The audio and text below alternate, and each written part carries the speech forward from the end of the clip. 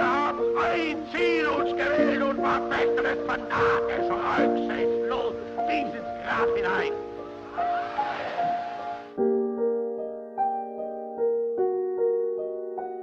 Adolf Hitler. Most people know this name, but very few can even come close to comprehending the terror that he began only 79 years ago. Hitler's hatred for the Jewish began when he was living in Vienna. As he became more and more interested in politics, he also became more and more angry with the Jewish people. Hitler blamed them for ruining the culture of his country as well as for Germany's surrender in the First World War. Hitler believed that Germany was superior to all and was willing to do anything to make sure that everybody else believed it too.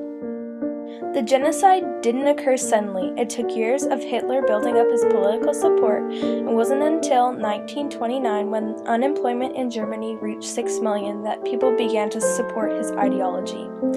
Hitler blamed the Jewish people for Germany's surrender in World War I, which to him meant that they were the reason Germany wasn't seen as a superior nation. Although Hitler primarily wanted to eliminate the Jewish, he also wanted to get rid of anyone in Germany that wasn't pure in Hitler's eyes.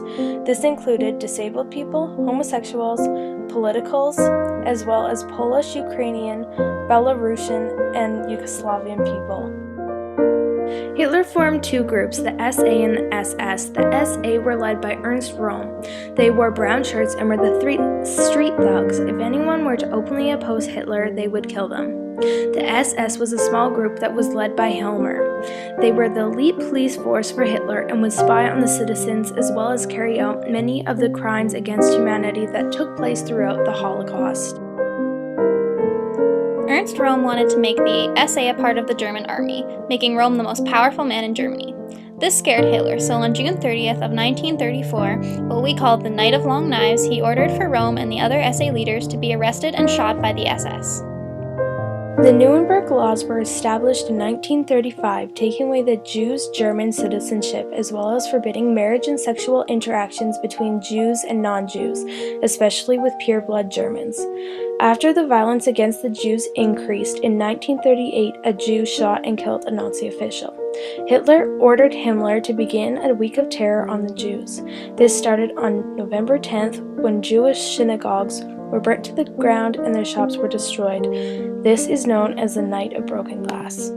Concentration camps were set up all throughout the Holocaust. Jews were forced to do labor and were systematically killed by the SS and SA members. The most famous concentration camp is the Auschwitz-Birkenau, which is responsible for 1.1 million deaths on its own. In 1942, Hitler ordered Himmler, the SS leader, to carry out the final solution, which was an attempted extermination of all the Jews.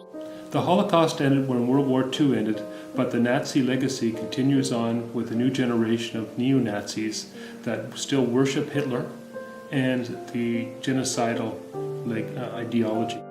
On April 30th, 1945, Hitler committed suicide by gunshot. Himmler also committed suicide by taking potassium cyanide. The Nuremberg trials were held starting in 1945 to determine the punishment of the remaining people responsible for the Holocaust.